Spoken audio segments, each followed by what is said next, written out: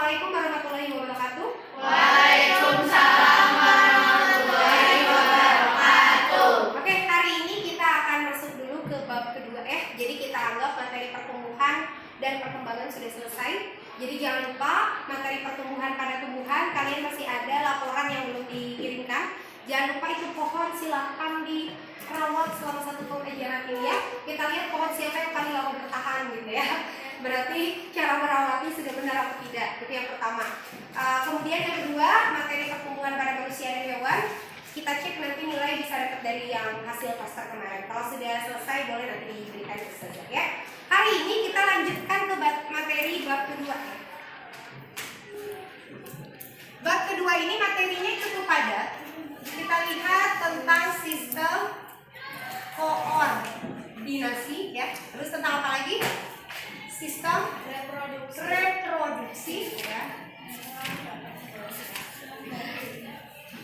Sama homeostasis. Oke ya, perhatikan bab 2 ini cukup padat materi kita ya, tentang sistem koordinasi, sistem reproduksi dan homeostasis. Di mana sistem koordinasi itu sendiri ya terbagi ke dalam 3 subbab. Dibagi ke dalam 3 subbab. Ada sistem syaraf, sistem indera,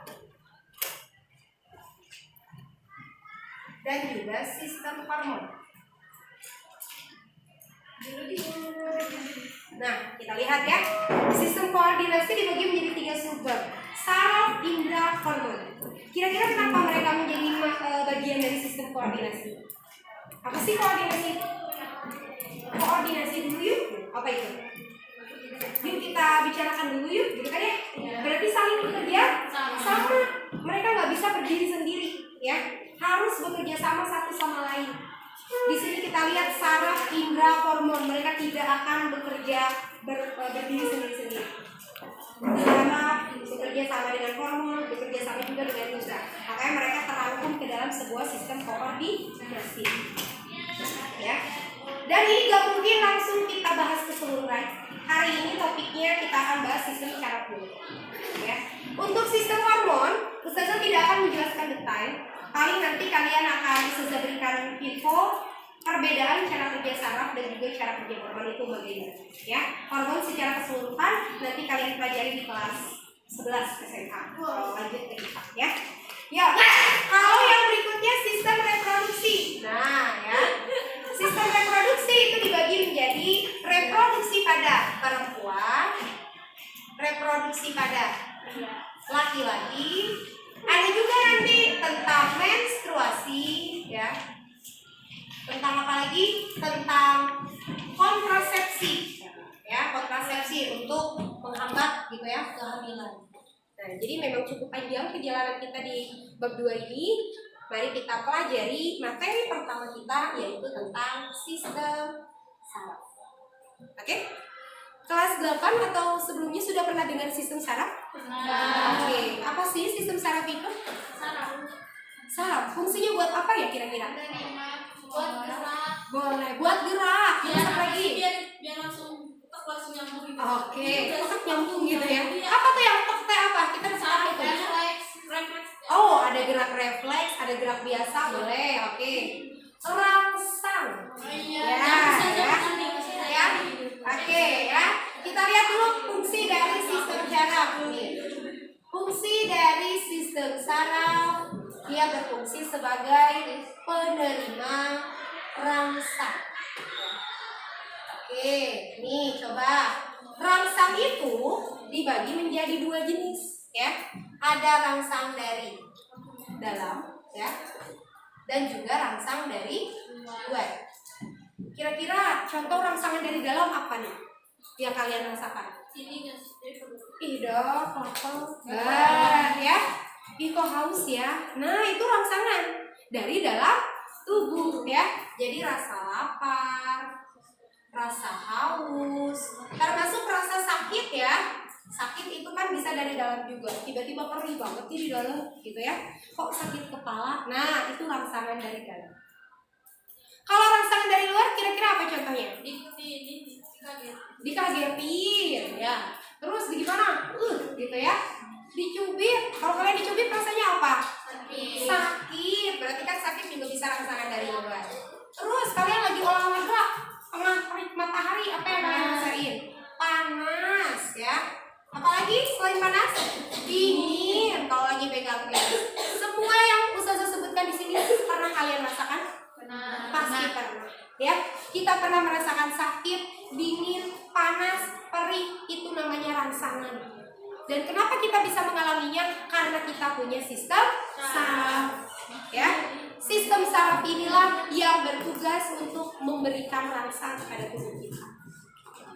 Nah, jadi hari ini kita akan pelajari bagaimana sih struktur sel saraf, gitu ya. Kok bisa dia itu bisa menjalankan rangsang? Gimana prosesnya? Ya, nah jadi sekarang kita akan pelajari struktur dari sel saraf ya. Struktur dari sel saraf. Kalau digambarkan kurang lebih struktur dari sel saraf seperti ini ya.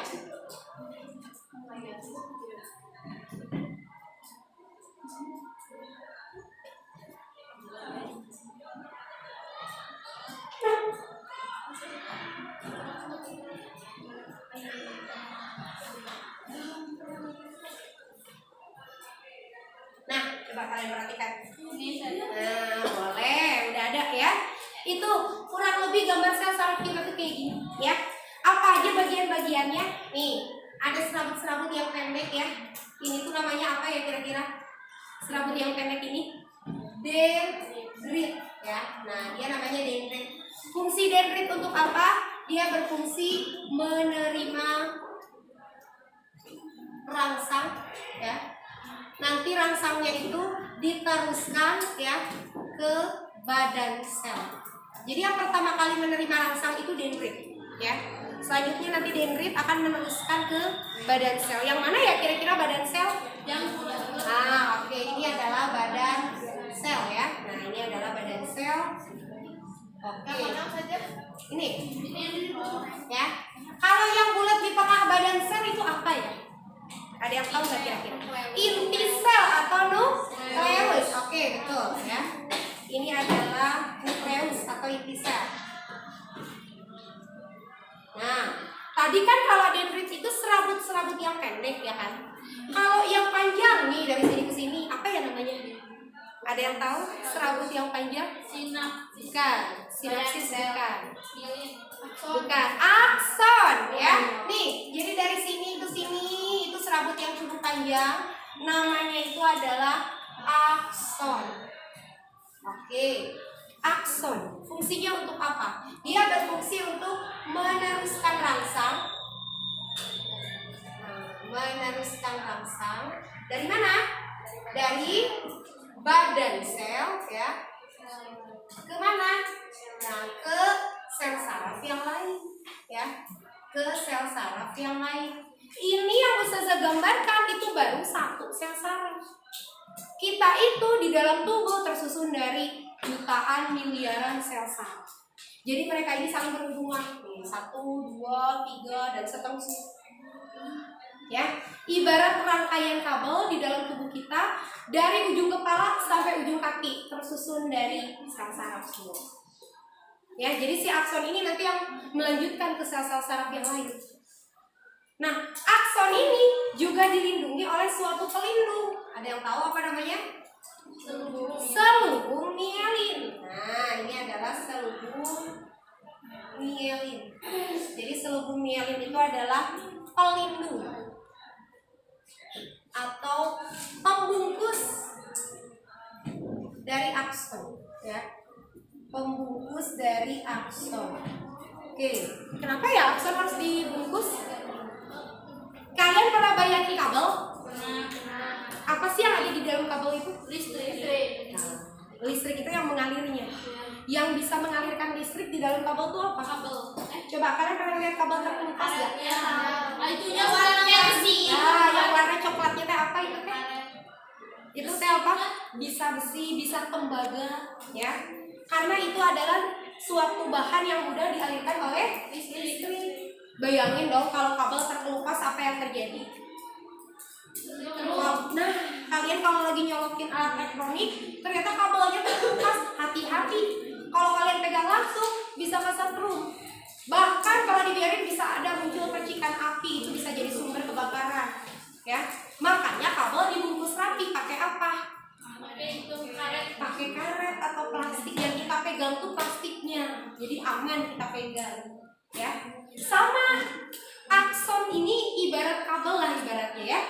Dia harus ditutupi oleh pelindung, namanya selubung mielin, gitu ya. Tapi nih kalian harus tahu ada celah-celah nih di sebelah sini nih, yang Ustazah kasih warna merah. Si celah-celah ini memang sengaja tidak ditutupi oleh akson. Namanya itu adalah nodus Ranvier ya. Nih. Nodus Ranvier ini merupakan celah-celah yang tidak tertutupi oleh selubung mielin. Tidak tertutupi oleh selubung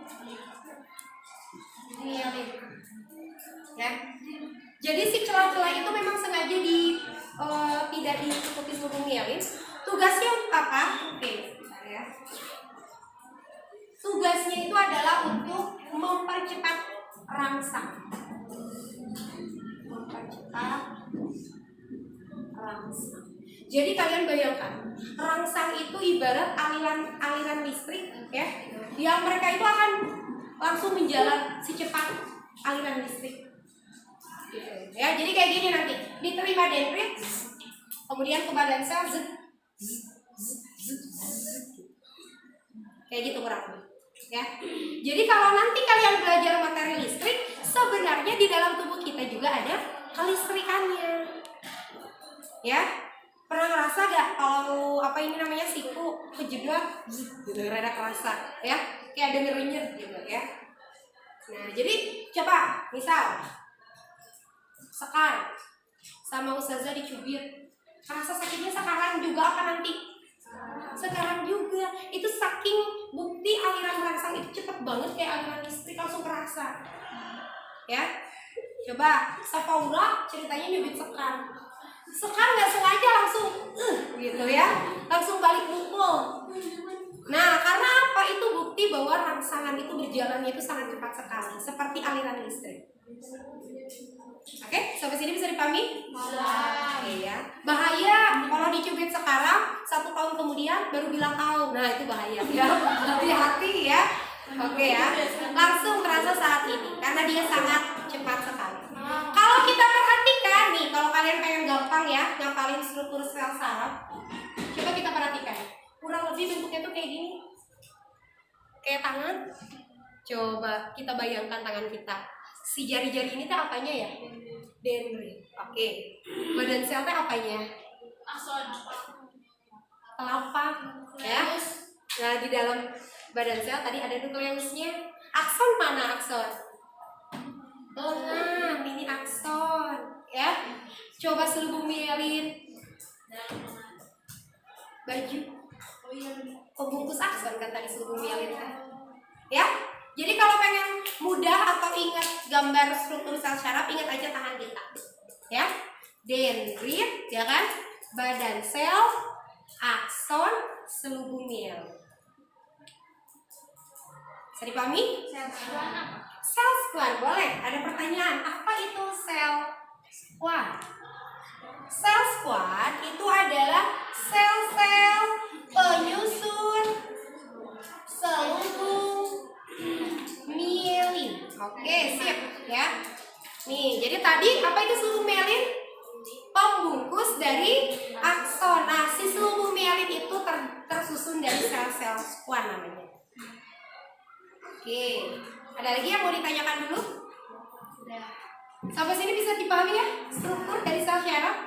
Kurang lebih seperti inilah gambar sel saraf yang terdapat di dalam tubuh, yang tugasnya nanti bisa menghantarkan rangsang sampai kalian bisa memberikan respon.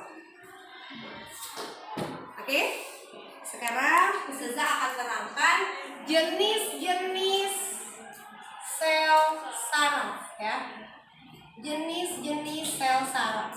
Tapi sebelum Ustazah terangkan lebih detail jenis-jenisnya, kalian harus tahu dulu ada dua istilah nih yang harus kalian bedakan. Ada yang disebut reseptor, ada yang disebut efektor. Nah, kalian harus bedain. Apa itu reseptor, apa itu efektor. Ya, reseptor itu pengertiannya adalah penerima rangsang. Yang pertama kali menerima rangsang. Siapa ya kira-kira yang menerima rangsang? Kulit. Ada yang jawab kulit. Kulitnya bagian dari sistem apa ya? Sistem Yang ada di tiga itu. indra. Indra. Nah, itulah reseptor kita, ya. Jadi penerima rangsang kita itu berupa alat indra. Kita punya berapa alat indra? Coba apa aja? Mata, terus telinga, hidung, lidah, ya. Oke, lidah. Satu lagi tadi yang disebut kulit. Itu yang menerima rangsang, ya. Tadi Sekar dicubit sama Sampaura. Siapa yang menerima rangsang? Reseptornya berupa apa? Kulit, ya kan? Kita bisa melihat rangsangannya cahaya yang menerima mata, ya. Kita bisa mendengar rangsangannya suara yang menerima Kuping. telinga. Ya. Telinga. Iya. Kita merasakan manis, gitu ya, yang menerima lidah. Mengharum, ya. Mencium harum, gitu, bau-bauan yang menerima hidung. Nah, itu reseptor. Mereka penerima rangsang, ya. Nah, makanya kenapa mereka menjadi bagian koordinasi? Karena yang menerima rangsang itu si saraf. Yang menerima rangsang itu si indra, yang meneruskan rangsang. Yang meneruskan rangsang itu si saraf. Oke, gak apa-apa ya. Silakan. Hai kameramen ya. Nah, kalau efektor, buat apa efektor? Efektor itu yang memberikan respon. Ada dua jenis efektor. Bisa otot, bisa kelenjar. Kelenjar itu nanti yang menghasilkan hormon. Nah, tadi Sekar dicubit sama Sapaura, ya kan? Efektornya berupa apa ya? Sapaura itu sampai jadi balik mukul. Siapa efektornya? Yang memberi respon. Kita bisa mukul pakai apa? Otot apa kelenjar? Otot. Berarti efektornya otot. Ya. Kalau contoh efektornya hormon tuh kayak gini. Di dalam tubuh kita kekurangan hormon A. Si saraf yang memberikan rangsang, hey, keluarin hormon A. Misal yang ngeluarin itu pankreas. Hey, pankreas, keluarin hormon A. Berarti efektornya itu kelenjar. Ya, jadi efektor itu bisa otot, bisa kelenjar. Bisa dipahami sampai sini? Bisa. Ada yang mau ditanyakan dulu? Yuk, kita bedain dua jenis sel saraf. Yang pertama ada sel saraf sensori. Sensori ini bertugas meneruskan rangsang, ya. Meneruskan rangsang dari reseptor, ya. Dari reseptor ke sistem saraf pusat, ya. Oke, sebentar ya.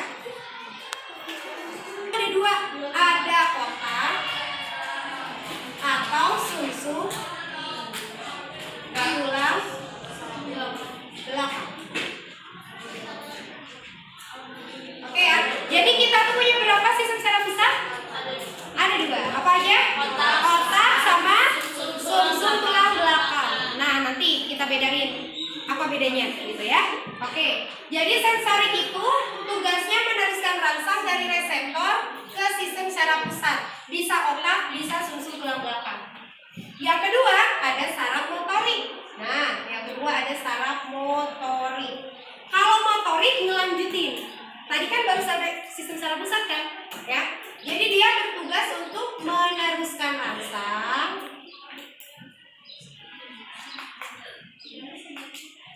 dari sistem saraf pusat ke efektor. Tadi kita tahu efektor itu bisa berupa otot, kelenjar. Akhirnya terjadilah gerak. Ya, sampai sini bisa dipahami? Bisa ya? Oke. Ada dua jenis gerak yang kalian harus pahami. Dua jenis gerak. Yang pertama ada gerak biasa. Ada gerak biasa. Yang kedua ada gerak refleks. Bedanya apa? Kalau gerak biasa itu yang kita sadari, pergerakan yang bisa dari contoh ada yang lagi nulis, jalan disadari. Kalau nggak disadari mah, kenapa ada di sini ya? Gitu masa kayak gitu ya. Apalagi coba? Ada apa lagi? Ada yang lagi garuk-garuk ya. Ada yang lagi megang-megang meja, takol-takol meja, nih ada yang lagi selfie gitu ya. Nah, itu adalah gerak biasa karena kita sadari pergerakannya. Ya. Tapi kalau gerak refleks itu tidak disadari. Ini tidak disadari. Jadi kita nggak berniat melakukan itu tapi tiba-tiba melakukannya. Contoh, masih kasus tadi. Sekar dicubit sama Sepaura, tiba-tiba melayang tangannya Sepaura. Tangannya Sekar. Gitu ya. Padahal nggak niat buat pukul balik, tapi tiba-tiba kita melakukan itu. Itu refleks. Ya. Nah, kalau gerakan biasa ini masuknya ke otak nih, diprosesnya sama otak. Jadi yang kita sadari itu diprosesnya sama otak. Tapi kalau gerakan refleks diprosesnya di sumsum tulang belakang. Saya singkat STB. Sumsum tulang belakang. Ya? Oke, bisa dipahami? Bisa. Iya. Misal kalian lagi megang teko ternyata panas langsung dilemparin ke orang gitu ya. Itu lagi. Langsung dilemparin gitu ya. Gak niat tapi itu dilakukan refleks. Ninjek paku tiba-tiba loncat. Nah, itu refleks. Ada lagi jalan, ada bola langsung menghindar. Nah, itu refleks. Berarti gak diproses ke otak kalau refleks. Diprosesnya ke sumsum tulang belakang. Ya. Sekarang kita bikin kesimpulan dulu. Maka mekanisme kerja gerak ya. Mekanisme kerja gerak. Kenapa bisa terjadi gerak? Yang pertama, rangsangan diterima siapa? Siapa penerima rangsang tadi? Reseptor ya. Reseptor kita berupa apa tadi? Alat indera. Dari reseptor, rangsangan diteruskan ke mana? Oleh sel saraf apa yang meneruskan? Sensori atau motorik? Sensori. Kemana? Ke otak atau ke sistem saraf pusat ya. Bisa otak, bisa sumsum tulang belakang. Coba, kalau otak tadi gerakan apa? Biasa. Kalau gerakan biasa. Kalau sumsum tulang belakang untuk gerakan refleks ya. Oke, siapa lagi yang lanjutin? Saraf apa namanya? Saraf efek Motorik. Dilanjutin ke mana? efektor. Efektor itu berupa apa? Memberi respon. Otot atau kelenjar. Nah, inilah urutan jalannya rangsang. Ya, urutan jalannya rangsang diterima reseptor, ke sensori, ke otak kalau gerak biasa, terus oleh motorik ke efektor. Bisa dipahami? Bisa. Satu lagi terakhir. Perbedaan cara kerja saraf dan hormon. Perbedaan cara kerja saraf dan hormon. Bedanya apa? Kalau saraf itu kerjanya cepat. Kita sakit saat ini, kita dicubit saat ini, sakit juga saat ini. Karena dia cepat langsung kita berikan respon. Tapi kalau hormon ini kerjanya ternyata lambat. Kita butuh hormon itu saat ini, tapi nggak langsung dikeluarin sama tubuh. Bisa butuh beberapa jam, bisa butuh berhari-hari. Oke, bisa dipahami sampai sini? Bisa. Boleh kita